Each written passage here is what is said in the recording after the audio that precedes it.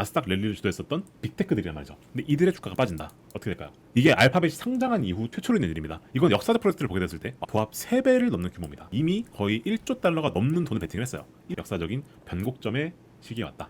이런 상황에서는요. 네, 안녕하십니까 여러분. 현명한 투자의 길잡이 제임스 인사드립니다. 자, 오늘은요. 2026년도 7월 마지막 주 한 주의 시작입니다. 근데 이번 주가 저는 개인적으로 슈퍼 위크라고 부를 수 있는 한 주가 될 것 같습니다. 일단 이번 주에 있는 일정을 보게 되면요. 이번 주에 일단 빅테크의 실적 발표들이 줄줄이 예정되어 있습니다. 저번 주에 이제 구글이 실적 발표를 했고 그 내용은 제가 저번 주 금요일 시황 영상에서 한번 다뤄드린 바가 있습니다. 그리고 또 이번 주 공교롭게도 또 FOMC가 예정이 되어 있어요. 이제 미국의 중앙은행이죠. 페드가 금리를 결정한 한 주입니다. 그와 동시에 지금 현재 이란 전쟁으로 인해서 사실 이제 미국과 이란이 2주 정도 이제 계속 싸우다가 주말 사이에 좀 진전되긴 했습니다. 그럼에도 불구하고 이 지정학적 이슈가 어떻게 그럼 될 것이냐라고 하는 것이 결정에 대한 한 주가 될 것 같거든요. 그러면 말 그대로 빅테크의 실적과 그죠? 그리고 통화 정책 그리고 이 이란발 전쟁으로 인한 어떻게 보면 이 유가라고 하는 거에 대한 움직임 이 모든 것들이 교차하는 슈퍼위크가 이번 주입니다. 그러면 이번 주에 우리가 어떤 것들을 알고 있어야 되느냐라고 하는 것들에 대해서 한번 좀 말씀을 드려보는 게 좋겠죠. 바로 한번 들어가 보겠습니다. 일단 아까도 말씀드렸지만 이번 주는 한 주에 정말 많은 것들이 응축이 되어 있습니다. 빅테크 실적도 있고요. 그리고 미국의 페드의 금리 결정도 있고 그리고 플러스로 또 중요한 것 중 하나가 BOJ라고 하는 것이 뭡니까? 이제 일본의 중앙은행이죠. 그죠? 일본의 중앙은행도 금리를 결정을 합니다. 이 모든 것들이 한 주에 집중되어 있는 진짜 말 그대로 어마어마한 이제 한 주란 말이죠. 사실 이것만 하더라도 엄청난 이벤트들인데 현재 지정학적 이슈라는 외부 충격까지 있는 상황입니다. 미국과 이란이 다시 충돌을 시작을 했죠. 그래서 유가가 한때 100불을 넘기도 했습니다. 브렌트 기준으로. 지금은 이제 주말 동안에 미국과 이란이 다시 그 공습을 중단을 하면서 약간 내려오긴 했지만 여전히 유가가 90불, 80불대 왔다 갔다 하고 있습니다. 이것은 이제 물가 자극으로 이어질 수밖에 없죠. 특히나 그것이 중앙은행의 금리 결정이 있는 주간에 그런 일이 일어난다는 것은 어떻게 보면 되게 큰 이벤트 중 하나입니다. 자, 그렇게 됐었을 때 어떻게 될 것이냐라고 하는 내용에 대해서 말씀드리려고 하는데 결론은 사실 저번 주에 했던 시황과 비슷합니다. 지금까지는 이 증시가 미국 증시 상승할 거 없이 AI 내러티브라고 하는 걸로 올라왔습니다. AI가 미래를 바꿀 거고 그래서 AI에 대한 투자가 늘어나니까 반도체도 랠리하고 그래서 그런 것들이 이제 일어났었는데 이제는 펀더멘탈 장세로 바뀌는 시기가 왔다. 지난주 구글 실적 발표 때 그랬었죠. 그 관점에서 우리는 빅테크의 실적을 봐야 되고 그리고 그 관점에서 이런 이벤트들을 면밀히 볼 필요가 있겠다라는 말씀을 드려야 될 것 같습니다. 자, 일단 빅테크의 실적 발표에서 어떤 게 제일 중요하느냐? 일단 빅테크의 AI 캐펙스 패러독스라고 하는 것을 우리가 볼 필요가 있습니다. 이게 사실 저번 주에 발표되었었던 알파벳 실적 발표에서 나왔던 현상인데요. 알파벳이 실적 발표를 했었을 때 말 그대로 어마어마한 매출을 기록을 했습니다. 모든 영역에서 시장의 컨센서스를 비트했어요. 매출은 24% 늘었고 클라우드는 무려 82% 성장을 했습니다. 근데 그 와중에 현금 흐름은 적자가 났어요. 현금 흐름. 이 현금 흐름이라고 하는 것은 뭐냐면 영업 활동을 통해서 벌어들이는 그 캐시가 있겠죠. 이제 그것과 자본 지출이 뭡니까? 공장을 짓기 위해서 내는 돈들이죠. 그죠? 근데 그런 것들이 이제 AI에 투자하기 위해서 현재 그 기업들이 특히나 하이퍼스케일러들 위주로 계속해서 공장을 짓고 있습니다. 데이터 센터를 짓고 있죠. 그 데이터 센터를 짓는데 들어가는 비용이 현재 영업 현금 흐름을 초과를 했다는 겁니다. 이게 알파벳이 상장한 이후 최초로 있는 일입니다. 알파벳은 사실상 원래 소프트웨어 기업이었기 때문에 이렇게 자본 지출을 할 일 별로 없었단 말이죠. 근데 자본 지출을 AI 때문에 데이터 센터를 짓는 것 때문에 엄청나게 늘렸고 그것이 본인들의 현금 흐름을 초월하다 보니까 사실상 캐펙스가 이제는 그 현금 흐름을 초월을 해서 프리캐시 플로우가 마이너스로 돌아섰다는 겁니다. 이거를 시장에서 어떻게 받아들였었느냐? 이것은 제가 저번 주에 시장에서 말씀드린 바가 있죠. 알파벳의 주가 급락으로 나타났습니다. 그렇죠? 자, 그럼 이번 주에 다른 빅테크들도 실적 발표를 합니다. 마이크로소프트, 아마존, 메타 플랫폼스 이들이 다 하이퍼스케일러라고 부르는 기업들이거든요. 현재 알파벳이 2026년 예상 가이던스로 약 1,900억에서 2,000억 달러 정도 제시했습니다. 나머지 기업들도 사실상 경쟁적이라고 불러도 모자랄 정도로 캐펙스를 늘리고 있습니다. 자, 이렇게 되면 어떻게 될까요? 이런 천문학적인 캐펙스가 운영 현금 흐름으로 치환돼서 아까 말씀드렸던 것처럼 이 캐시 플로우에 대해서 이 캐시 플로우가 적자가 나느냐 안 나느냐 이게 되게 중요해질 거고요. 마이크로소프트나 아마존이나 메타 플랫폼스가 실적 발표를 했는데 이제 여기에서 구글과 마찬가지로 프리캐시 플로우가 악화되는 모습을 보인다 하면 어떻게 될까요? 당연하겠지만 이들의 주가도 내릴 겁니다. 근데 그러면은 사실상 알파벳, 마이크로소프트, 아마존, 메타 플랫폼스 이들이 우리가 매그니피선트 7이라고 부르는 그죠? 사실상 지금까지 나스닥 랠리를 주도했었던 빅테크들이란 말이죠. 근데 이들의 주가가 빠진다. 어떻게 될까요? 그러면 이제는 랠리가 흔들릴 수도 있는 그런 가능성이 생길 수가 있겠죠. 맞죠? 근데 반대로 이들이 캐펙스를 늘린다고 했는데 이 기업들 중에 한 곳이라도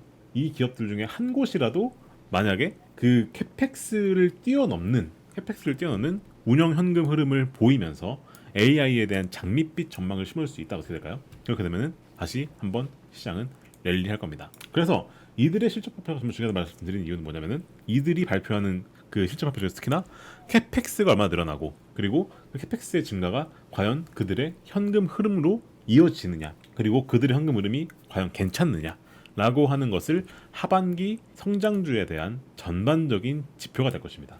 여기서 만약에 그게 안 좋게 나온다 하게 된다면 증시 랠리가 이어지지 않을 것이고 그게 좋게 나온다게 되면은 이제 증시 랠리가 계속해서 이어지겠죠. 그래서 그 부분을 우리는 면밀히 볼 필요가 있다 말씀드리고 싶고요. 근데 그럴 수밖에 없는 게 사실 이 하이퍼스케일러들이 쏟아붓는 이 자본을 생각해 보시면요. 앞에 제가 보여드렸죠. 사실상 이 돈들이 2천억 달러, 이제 1,900억 달러, 2천억 달러, 1,400억 달러 다 합치면 7천억 달러가 넘는 금액입니다. 근데 지금까지 했었던 투자까지 합하게 되면 이미 거의 1조 달러가 넘는 돈을 베팅을 했어요. 1조 달러. 어마어마한 거거든요. 이건 역사적 프로젝트를 보게 됐을 때 아폴로 프로젝트 같은 거 있었었고요. 마셜 플랜 같은 거 있었었고 맨해튼 프로젝트 같은 거 있었었는데 이런 것들의 도합 3배를 넘는 규모입니다. 말 그대로 진짜 전례 없는 규모의 투자를 지금 하고 있는 거란 말이죠. 이렇게 되면은 투자 수익률이 증명이 실패했을 때는 충격도 비례할 가능성이 커진다라고 하는 것이 우리가 주목해야 될 부분이라는 겁니다. 그리고 이렇게 캐시플로우가 계속해서 그 안 좋아지고 있다 보니까 그죠? 특히나 알파벳 같은 경우는 이미 저점이 돼버렸죠. 그러다 보니까 빅테크들이 요즘 뭐라고 있냐면은 빚을 냅니다. 빚을 채권 발행이라는 걸 하죠. 근데 채권 발행이라고 하는 걸 하는데 근데 현재 추산하기로는 그 숨겨진 레버리지가 있다는 추산도 있어요. 뭐냐면은 이제 부채를 빌릴 때 공식적으로 채권을 발행하는 게 아니라 말 그대로 이제 외 부채랍니다. 오프쇼어 부채라고 그래요. 그게 대략 추산하기로 약 6,500억 달러 정도가 될 것이다. 다 합해서 그렇게 얘기를 합니다. 자, 그렇게 되면은 아까 말씀드렸지만 캐시플로우가 나빠지는 흐름을 보이게 되면은 이렇게 부채도 많이 깨고 있는 상황인데 그러면 이 부채를 상환할 능력이 있느냐 하는 말 나오기 시작할 거고 그죠? 그렇기 때문에 계속 제가 강조드리지만 이번 실적 발표에서는 빅테크들의 현금 흐름이 무엇보다 중요하다는 말씀 계속 드리는 겁니다. 만약에 현금 흐름이 나빠진다 그러면은 이 부채에 대한 우려가 나올 수밖에 없고요. 그렇게 되면은 크레딧 시장에서 경고가 올리기 시작할 겁니다. 이렇게 되면은 증시 랠리가 정말 흔들릴 수 있어요. 지금까지 랠리했던 것들이. 근데 그 부분이 어떻게 되느냐를 우리가 면밀히 봐야 되겠다라는 말씀을 드린다는 겁니다. 자, 그리고 이제 AI 전력망에 대한 물리적 한계라는 부분도 아마 빅테크 실적 발표에서 얘기가 나올 겁니다. 이제 빅테크들이 이런 말을 할 거예요. 그 빅테크들이 이제 데이터 센터를 지으려고 하면은 사실상 이제 전력망을 공급받아야 한단 말이죠. 근데 그런 부분에 있어서 물리적인 한계가 존재한다. 라는 그런 말들을 할 겁니다. 이제 그렇게 되면은 이 부분이 과연 어떻게 해결이 되느냐는 부분도 사실상 이번에 실적 발표에서 나오게 될 얘기일 거예요. 왜냐면 빚을 내 가지고 이제 우리가 빚을 내서라도 그러니까 아까 말씀드렸던 것처럼 그 이미 빚을 지고 있고 그리고 현금 흐름도 나빠지면서까지 데이터 센터를 짓고 있는데 그죠? 그게 그럼 언제 착공이 되고 이게 언제 수익으로 이어지느냐가 되게 중요하거든요. 근데 이런 부분에서 물리적 한계가 있습니다. 라고 말하지 않습니까? 그렇게 되면은 지금 투자하는 게 수익으로 이어지는 게 딜레이 되겠네 하면은 여기서도 시장에서 이제 실망 매물이 나오면서 증시에 조정이 이루어질 수가 있어요. 이 부분도 하나의 리스크 요인이라는 거죠. 그래서 이제 그 부분들이 볼 필요가 있고 그리고 세 번째 리스크는 뭐가 있냐? 이번 주에 중요한 내용 중 하나 지정한 리스크입니다. 지정한 리스크. 자, 금리 얘기하기 전에 이거 먼저 얘기해야 돼요. 이번 주에는 금리 결정돼 있지만 그 금리 결정을 이해를 하려면은 일단 지정학 충격 먼저 이해를 해야 됩니다. 일단 현재 이란과 미국이 그 휴전 협정을 맺었었고 그죠? 근데 그게 사실상 현재 깨진 상황이고 2주간 치고 받았습니다. 그러다 보니까 이제 브렌트가 한때 100달러까지 올라갔다가 지금은 90불대에 머물고 있어요. 그죠? 그래서 이제 뭐 다시 중재한에 많이 그런 얘기가 나오기 시작했습니다. 근데 그럼에도 불구하고 여전히 90불대에 머물러 있다라고 하는 것은 이게 전쟁 전에 비하면 그죠? 전쟁 전에 비하면 이때가 사실상 거의 60불, 70불대였거든요. 근데 지금은 90불대입니다. 내려와서. 그렇죠? 이렇게 되면은 당연하겠지만 인플레이션이 증가했네라고 볼 수 있는 게 되는 거죠. 그러다 보니까 현재 미국의 10년물 국채 금리가 대략 4.5에서 4.64에서 머물고 있습니다. 오늘 제가 촬영하는 날짜 기준으로 이제 지금이 월요일 오후인데 월요일 오후 기준으로 대략 4.6선에 왔다 갔다 하고 있어요. 근데 이게 되게 높은 거거든요. 되게 높은 겁니다. 이거는 시장에서는 금리가 높아질 가능성이 있다는 걸 보고 있는 거예요. 뭐 때문에? 이제 인플레이션 때문에 이 유가 인플레이션을 그렇게 보겠단 말인 거죠. 자, 그렇다 보니까 이게 만약에 이 지정학적 충격이 이 이란과 미국의 갈등이 케빈 워시가 그죠, 미국의 연준 의장이죠. 이 사람이 이번 주에 FOMC를 할 때까지 그게 가장 이어진다. 어떻게 될까요? 그러면은 물가가 높단 말이 당연히 나오겠죠. 그죠? 그렇게 되면은 금리를 올릴 수도 있어 라는 말을 할 수 있을 거고, 그죠? 데이터를 보게 되면 금리를 올릴 수 있어 라고 할 것이고, 이렇게 되면은 이것도 마찬가지로 시장에는 당연히 좋지 않은 시그널이 되겠죠. 맞죠? 이 부분이 그렇기 때문에 중요하다 말씀드리는 거고요. 그리고 이와 동시에 사실 한국은행이 저번 주에 이제 금리 인상 발표를 했죠. 그죠? 선제적으로 올렸습니다. 그죠? 근데 현재 미국은 아직까지 동결을 하고 있단 말이에요. 이 디커플링, 즉 한국은행은 이미 선제적으로 올렸습니다. 근데 그 한국은행이 올리게 된 배경에 뭐가 있었느냐? 아까 말씀드렸던 것처럼 이 유가로 상승에 대해서 물가가 계속 오르고 있고, 그죠? 그와 동시에 이제 반도체가 잘 나오고 있으니까 이제 그것 때문에 금리를 올려도 무방해. 그래서 올렸단 말이죠. 근데 그러한 스토리가 이제 연준에도 이어질 수가 있다. 그렇게 되면 어떻게 될까요? 당연하겠지만 미국도 금리 올리겠네 하게 되면은 이것은 성장주에는 아주 큰 쥐약이 되는 거죠. 그 부분도 우리가 한번 체크할 필요가 있겠다 말씀드리는 거고, 그리고 이제 여기에 제가 적진 않았지만 일본은행도 이번 주에 금리를 발표한단 말이죠. 마찬가지의 논리가 적용될 겁니다. 현재 유가가 높아진 상황이다 보니까 물가가 올라갈 가능성이 생기게 되고, 그렇게 되면은 일본은행도 이러다 금리 올려야 되는 거 아니야? 특히나 지금 엔화가 되게 높은 상황이죠. 그래서 사실 이 부분은 제가 되게 중요한 부분이기 때문에 나중에 별도 시황으로 일본은행 금리 발표 하기 전에 올릴 겁니다. 그렇겠지만 어쨌든 일본은행도 그렇게 되면 금리를 올릴 가능성이 있다. 그러면 이것은 당연하겠지만 증시에는 별로 안 좋은 의견이 되겠죠. 자, 그러면 어떻게 그러면 우리가 이제 대응해야 되느냐? 월가 주요 하우스 의견을 보겠습니다. 일단 월가 주요 하우스들의 목표 주가를 보게 되면요. 사실 근데 아직까지 월가 주요 하우스들은 목표 주가 내리지 않고 있습니다. 골드만삭스나 시티나 이런 데는 아직까지도 연말 목표 주가를 8,000불 선 잡고 있습니다. JP모건 같은 경우에는 7,800을 잡고요. 뱅크 오브 아메리카가 제일 보수적으로 보는데 여기는 약 7,100 정도를 봅니다.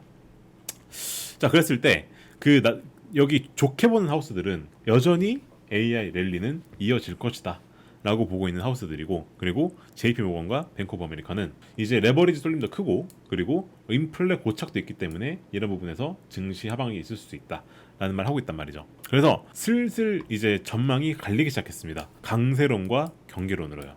특히나 강세를 펼치는 하우스 뭐가 있냐면은 이런 하우스들이 있는데, 이 골드만이나 시티 모건스탄 하는 얘기 뭐냐면은 최근으로 나타난 트렌드 뭐냐면 나스닥은 빠지는데 다우존스나 S&P는 덜 빠지는 케이스 요즘 되게 많이 나오고 있습니다. 이게 뭐냐면 우리가 전형적인 순환매 상사다 그래요. 순환매. 근데 이렇게 순환매가 요즘 상태는 뭐냐면은 아직까지 시장 내 사람들이 증시가 급락할 걱정하고 있지 않다는 뜻이거든요. 그러니까 많이 오른 빅테크에서 자금을 빼서 뭐 덜 오른 가치주들이나 그런 데로 자금이 흘러가는 흐름을 보이고 있단 말이죠. 이런 것은 전형적인 강세장의 흐름이다. 그래서 랠리가 전 섹터로 확산되는 기미를 보이기 때문에 이런 것들이 이제 계속해서 강세의 근거가 된다라고 얘기하고 있는 거고요. 그리고 이제 경계론 펼친 하우스들은 제가 아까 말씀드렸던 내용들, 유가나 인플레 고착 이런 것 때문에 밸류에이션이 줄어들 수 있다. 이런 부분들을 우리가 이제는 걱정을 해야 된다라는 그러한 의견을 펼치고 있다라는 거죠. 자, 그렇다 보니까 중앙은행들이 공통적으로 하는 얘기가 무엇이냐? 귀금속 해지가 상당히 중요하다라는 말을 합니다. 최근 들어서 이제 금이나 은에 대해서 그죠? 얘기하는 비중이 줄어들었죠. 이제 특히나 올해 초까지만 해도 금이 되게 많이 올랐었는데 지금은 횡보하고 있습니다. 근데 어느 정도 저점을 다지는 모양새예요. 그죠? 근데 아까 말씀드렸던 것처럼 유가가 올라가고, 그죠? 금리가 올라가고, 그죠? 그리고 그렇게 위험 회피가 나타나는 현상이 어떻게 됩니까? 그때는 금이라고 하는 것이 안전 자산이 되죠. 특히나 금리가 올라가는 환경에서 너무나 그렇습니다. 그래서 이제 그런 부분들, 그죠? 고금리에는 취약하긴 한데, 그죠? 특히나 지정학적 리스크가 계속해서 올라가는 상황이기 때문에 이 신흥국들의 중앙은행들이 매수한 매수세가 아주 많다라고 얘기를 하고 있습니다. 그래서 이런 우리가 기존에 자산 배분 하던 거에서 이제 통상적으로 주식과 채권 같은 거 하실 텐데 거기에 이제 금 같은 것도 포함시키는 게 너무너무 중요하겠다라는 말을 이제 주요 월가수들이 하고 있습니다. 자, 결론입니다. 이번 주가 그래서 되게 중요한 한 주입니다. 일단 실적 발표에서 우리가 뭘 말씀드렸죠? 제일 중요한 게 뭐냐? 프리 캐시 플로우. 그러니까 투자를 늘리는 건 좋은데 그래서 그 투자가 영업활동 현금 흐름을 초과하느냐 혹은 그것이 경계 수준까지 내려가느냐, 그 부분을 보기 시작했다는 거예요. 빅테크들이 이제는 AI에 투자하는 거에 대해서 수익률로 증명해야 될 시기가 왔다 말을 한다는 거죠. 그게 더더군다나 채권을 끼고 있는 시장에서는 더더군다나 그렇습니다. 근데 그런 와중에 유가가 높아지는 상황이고 이제 이번 주에는 중앙은행들이 금리 결정을 합니다. 그런 것들이 겹칠 가능성이 있단 말이죠. 그러다 보니까 이런 것들이 모두 다 안 좋은 방향으로 갈 경우에는 증시의 조정이 강하게 올 수도 있고, 그죠? 근데 만약에 이러한 것들이 좋게 풀린다 하게 되면은 다시 정리 랠리할 수 있는, 그래서 랠리냐 아니면 조정이냐라고 하는 것을 결정하는 역사적인 변곡점의 시기에 왔다. 이런 상황에서는요, 사실 제가 늘 드리는 말씀인데 투자는 예측이 아니라 대응을 하는 겁니다. 대응을. 그러니까 이렇게 약세가 나오더라도 대응할 수 있어야 되고, 그리고 강세가 나오더라도 대응할 수 있는 이제 그러한 규칙이 필요합니다. 그 규칙에는 우리가 금 같은 구조적 자산을 계속해서 우리 포트폴리오 배치를 해서 자산 배분을 해서 우리의 자산을 지키는 것도 있을 수 있고요. 아니면 적절하게 현금 보유를 하고 이제 이 실적 발표나 이런 것들 나왔을 때 거기에 걸맞춰 적절하게 대응하는 규칙을 실습해야 되겠죠. 자, 이러한 것들이 뭡니까? 이런 규칙 기반의 투자, 그런 것들이 퀀트 투자라고 부르는 것들이죠. 실제로 그렇기 때문에 저희 포트폴리오들은 이렇게 장이 어려운 와중에도 꾸준하게 수익을 내고 있습니다. 자, 그런 퀀트 포트폴리오 관심 있으신 분들 여기 하단에 댓글 보시면 나와 있으니까 꼭 한번 참고해 보시길 바라겠습니다. 네, 그러면 이번 한 주 동안에 일어나는 일들 제가 또 지속적으로 정리해서 여러분들께 말씀드리도록 하겠습니다.